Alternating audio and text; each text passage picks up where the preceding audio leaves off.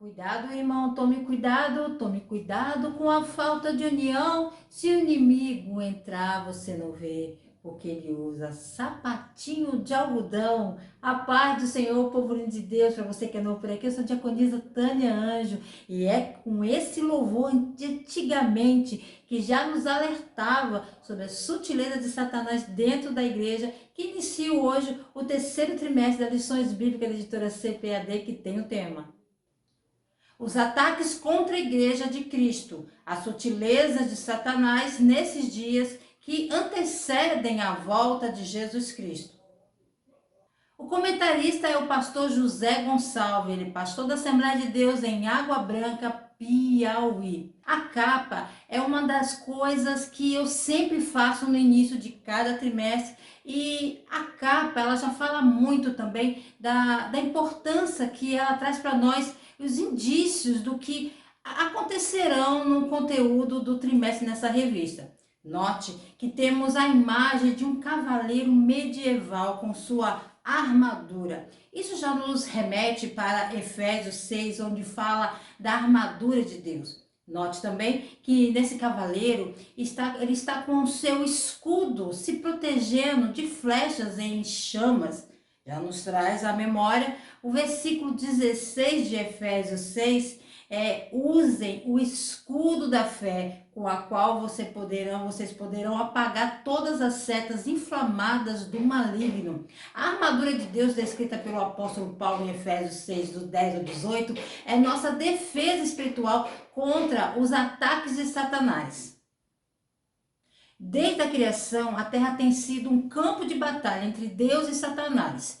Deus ordena que a humanidade abrace e siga suas palavras, que é a verdade. No entanto, Satanás tenta atraí-los para serem indiferentes à verdade e seguir mentiras. No entanto, há apóstatas que afirmam que perversões satânicas são verdades de Deus.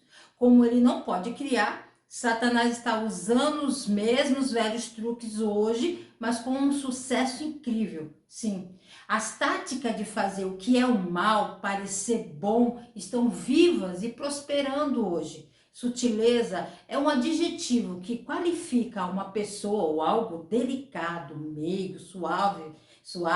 Trata-se de um comportamento hábil, perspicaz, que revela certa inteligência de espírito. E nesse trimestre, o nosso objetivo é destacar a sutileza de Satanás contra a Igreja de Cristo. O texto áureo nos diz assim: mas o Espírito expressamente diz que nos últimos tempos apostatarão alguns da fé, dando ouvido a espíritos enganadores e a doutrina de demônios. 1 Timóteo, capítulo 4, versículo 1. A verdade prática nos diz assim: de forma sutil e sorrateira, o diabo desfere ataques à igreja. É preciso que cada crente saia ao combate com as armas espirituais dadas por Deus. A leitura bíblica em classe se encontra em 1 Timóteo, capítulo 4, versículo do 1 ao 5. Pegue papel e caneta e anote as referências que aparecerão aqui no vídeo. Já quero agradecer aos novos inscritos que estão nos dando um voto de confiança em nosso trabalho. E você que ainda não é inscrito, se inscreva nesse canal, curta, comente, compartilhe pelo menos com mais uma pessoa que você está ajudando a esse canal a levar o ensino da palavra de Deus, ok? Então vamos lá.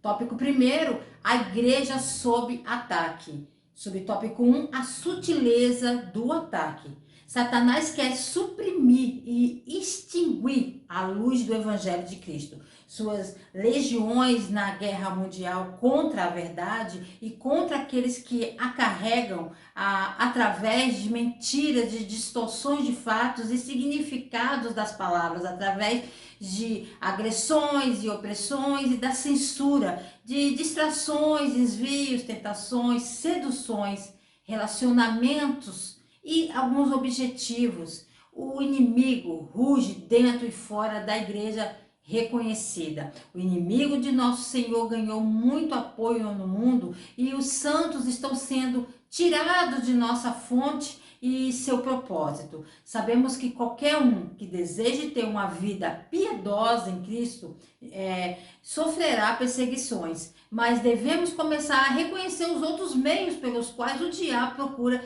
destruir a igreja de Cristo e sua mensagem. Subtópico 2. O alerta para o povo de Deus. Ao longo do Novo Testamento, somos urgentemente avisados de falsos mestres, espíritos enganadores e doutrinas de demônio. O ataque satânico ao povo de Deus são evidentemente durante toda a palavra de Deus. Você vê isso em Hebreus 11, lista inúmeras pessoas da fé, a maneira terrível que como foram tratados no tempo do Antigo Testamento. Durante os últimos anos do ministério do apóstolo Paulo, ocorreu uma revolta significativa contra o seu ensino e sua doutrina. Enquanto a força desta revolta estava em algumas das principais igrejas da Ásia Menor, também teve um efeito sobre outras igrejas do Mediterrâneo Oriental, particularmente a igreja novata na ilha de Creta. Esta revolta não tinha sido um imprevisto. Em sua última viagem a Jerusalém, Paulo parou em Éfeso e avisou expressamente aos anciões de Efésios: porque eu sei isto, que depois da minha partida entrarão no meio de vós lobos cruéis, que não pouparão ao rebanho, e que de entre vós mesmo se levantarão homens que falarão coisas perversas para atraírem os discípulos após si. Atos capítulo 20, versículo 29 e 30. E dentro do espaço de 10 anos, o cenário que Paulo desenhou nessas frases tinha acontecido. Em 1 Timóteo capítulo 1, versículo 3, Paulo teve que instruir Timóteo para ficar parado em Éfeso, para advertir alguns que não ensinem outra doutrina. Parece que surgiu na igreja dos homens de Éfeso que propagaram uma doutrina radicalmente diferente da ensinada por Paulo, e seus associados que incentivavam um estilo de vida caracterizado pelo ascetismo. Ascetismo é a prática de autonegação na tentativa de aproximar-se de Deus. Pode incluir disciplinas como jejum, celibato, vestido de roupas simples ou desconfortáveis, pobreza, privação de sono e, de formas extremas, flagelação e automutilação. As cartas conhecidas como cartas pastorais, 1ª e 2ª Timóteo, de Tito, buscam conter essas revoltas e estabelecer a ordem nas igrejas afetadas. Subtópico 3. A igreja na reta final. Vemos isto acontecer na vida cotidiana quando as pessoas duvidam da posição de Deus sobre o casamento entre um homem e uma mulher, como ele revelou em sua palavra. Vemos isso através da promoção da ciência e da evolução para a exclusão da Bíblia, duvidando então da veracidade de Deus, dizendo que é ele que criou e sustenta a terra. Mas também vemos isso em nossas igrejas. Vários pastores tradicionais criaram dúvidas sobre a existência do inferno, a proibição sobre casamento e relacionamentos homossexuais, até duvidando do que a Bíblia diz sobre o trabalho da expiação de Cristo na cruz. A verdadeira sutileza de Satanás não está operando fora de nossas igrejas, está operando dentro.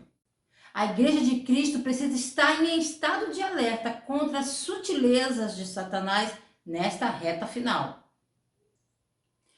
Tópico 2, a natureza do ataque. Subtópico 1, o ataque é de natureza espiritual. Há duas fontes conflitantes de informações nesses versos: o espírito e demônios. Nós, obviamente, percebemos que até os cristãos podem ser adversamente afetados pela doutrina do diabo. Há sempre o perigo de crentes e descrentes entre a igreja de se afastar da fé, que é definida como todo o corpo da verdade na palavra de Deus. Ambas as fontes são imateriais e internas.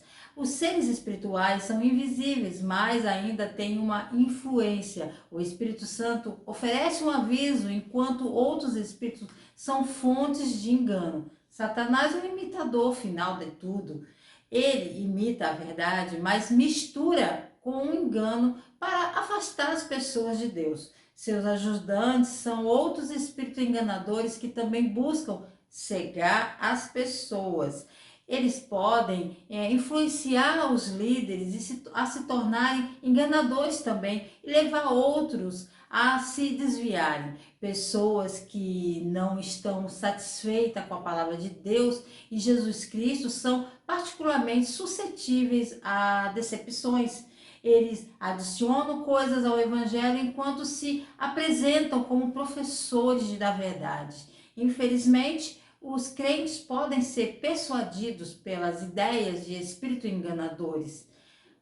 Espíritos enganadores operam internamente para a igreja, mestres de falsidade na igreja, são hipócritas, que ensinam uma coisa dentro da igreja, mas agem de forma oposta em outro lugar.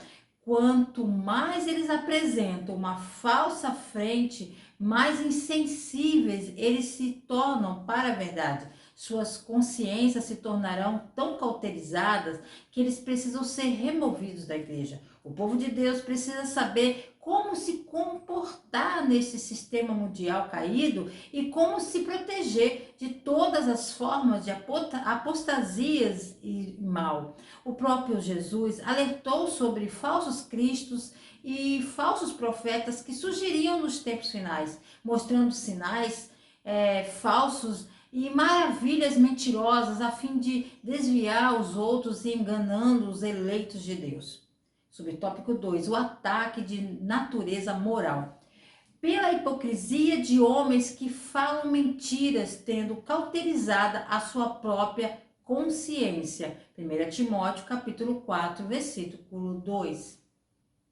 Um método que o inimigo tem encontrado ser mais produtivo para a sua causa nefasta é infiltrar-se na igreja com mestres apóstatas que buscam minar a fé dos cristãos de dentro.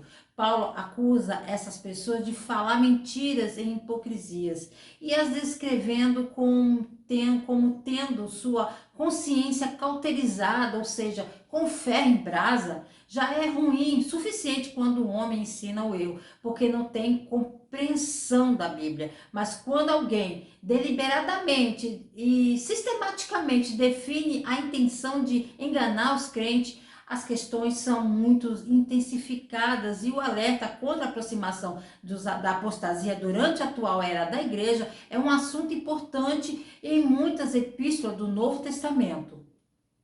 Podemos classificar o ataque de Satanás a partir de duas naturezas, a sobrenatural e a moral. Tópico 3, as esferas do ataque. Subtópico 1, a esfera religiosa. Um apóstata não é alguém lutando para acreditar, lutando com outras questões doutrinárias ou um crente em um momento de crise. O apóstata é um cristão que vai à igreja, portador da carteirinha de membro, que deliberadamente abandona a fé bíblica que ele ou ela já havia professado. A Bíblia descreve os apóstatas como aqueles que se afastaram para seguir espíritos enganadores e doutrinas de demônio. Demônios são anjos que pecaram e agora chamamos de demônios. São demônios que atuam e energizam toda a falsa religião. Como seu mestre maligno, Satanás, sua decepção é eficaz porque eles se disfarçam de anjos de luz. Eles parecem bons e os que ensinam soa bem no início. Esses são todos apóstatas, aqueles que costumavam afirmar a verdade das Escrituras, mas depois provam que nunca foram salvos em primeiro lugar, abandonando a doutrina por erro que altera o ensino de Deus e a salvação, ou condenando todos que abraçam. Pode ser um membro da sua família, vai acreditar em uma visão estranha de Deus ou salvação, um companheiro, um amigo crente que quem você se era próximo se afastará de Cristo e de sua palavra, ou alguém que você respeita vai te ensinar algo enganoso, minando a salvação, e você terá que dizer a eles: você está errado. E por quê? Porque seguir Cristo exige rejeitar o erro. Os apóstatas atacam a pessoa e a obra de Jesus Cristo. Seu ensino é muito pior que um diagnóstico ruim ou um avião com problemas no motor. Crenças apóstatas destroem as boas novas e tornam a salvação impossível. Ensino de apóstatas é heresia. Abraçá-lo leva ao inferno, nunca ao céu. Subtópico 2, a esfera social. O sistema falso que Paulo alertou contra o ensino que as pessoas podem atingir um nível mais alto de maturidade espiritual se absterem do casamento e de certos alimentos. Você vê isso também em Colossenses. Falsos mestres misturaram o legalismo com o ascetismo oriental para basear a maturidade cristã em coisas externas. A aprovação do estilo de vida foi dada por uma única pessoa que dividiu o corpo de Cristo, colocando alguns em um nível acima dos outros. Esse ensinamento é impersonal e baseado em um sistema parecido com Cristo. O perfeccionismo deixa aqueles que não conseguem atingir um certo nível sentindo-se culpados e incertos sobre sua salvação. Paulo continua a indicar a verdadeira fonte do ensino dos hereges: seduzir espíritos e demônios e ficar atrás deles, a inteligência maligna e suja de Satanás. Duas mentiras específicas apresentadas pelos instrumentos humanos de Satanás são então notadas: a rejeição do casamento e a insistência de que certos alimentos são moralmente impuros e, portanto, devem ser evitados. Homens que proíbem o casamento e defendem a abstenção de alimentos, está no versículo 3, parte A. Ao proibir o casamento e abster-se de comida, os crentes estão sendo tolos, pois estão se abstendo da bondade de Deus e, portanto, negam a Deus o direito de ser glorificado por seu prazer. Ao amar uma pessoa, tanto de dentro como de fora, e se alimentar bem, você está agradecendo a Deus, você está sendo agradecido a Deus. Quando qualquer coisa contrária às escrituras pode ser o ponto de entrada do ensino demoníaco. Falso ensino não precisa ser uma negação da trindade ou deidade de Cristo. O ensino demoníaco, ele é sutil, torna sua entrada através de uma área prática, como casamento ou alimentos, a fim de eventualmente minar verdades eternas como o caráter e a salvação de Deus. Não há nada de errado em ser solteiro, irmãos. Na verdade, o Novo Testamento ensina que há grandes vantagens para os solteiros. Casados não são melhores que solteiros e solteiros não são mais piedosos do que os casados. Os solteiros, na verdade, podem desfrutar da devoção ao Senhor. Solteiros podem servir a Cristo de maneiras que uma pessoa casada já não pode. Mas também não há nada de errado com o casamento pela palavra de Deus e na vontade de Deus. Então, proibir o casamento é violar o ensino das Escrituras. Os apóstatas vão ensinar que você deve ficar solteiro ou negar-se a dormir com seu companheiro ou sua companheira, se abster do sexo para que tenha um nível espiritual muito mais elevado. Mas isso é ensino demoníaco. Podemos classificar o ataque de Satanás contra a igreja em duas esferas: a religiosa e a social. Tópico 4, a igreja protegida. Subtópico 1, a exposição da palavra de Deus. Eu quero aqui continuar dentro do texto da leitura bíblica em classe, em 1 Timóteo 4, 5, tá? Todas essas coisas boas na terra que vêm de Deus, que os crentes recebem com gratidão, são santificadas por meio da palavra de Deus e da oração. Ser santificado deve ser separado para o uso sagrado. Os meios para separar as coisas para a glória de Deus são realizadas pela palavra de Deus e pela oração.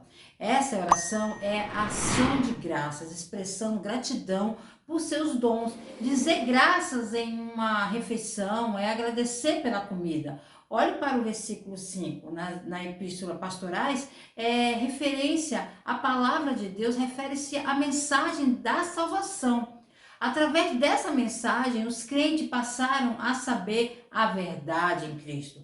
parte dessa verdade é que Cristo aboliu as leis alimentares. De acordo com Marcos 7,19, nosso Senhor declarou que todos os alimentos são limpos. Todos esses regulamentos alimentares do Antigo Testamento eram temporários, destinados a ensinar Israel que pertence exclusivamente ao Deus vivo, movê-los para viver dependente dele e finalmente ensiná-los a sua necessidade de um Salvador para perdoá-los quando os violarem. Recolocar essas leis alimentares agora, abster-se de alimentos, seria fabricar um sistema de justiça de obras que nega o trabalho de Cristo e desonra a Deus.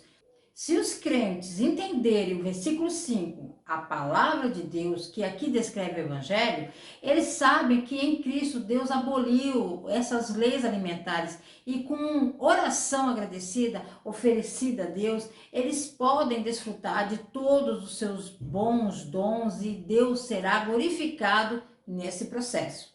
Subtópico 2, a prática da oração. Não só a palavra de Deus torna essa comida uma bênção, mas também nossa oração. Em Mateus 14,19, Cristo agradeceu pela comida antes de uma refeição. Paulo fez o mesmo em Atos 27:35.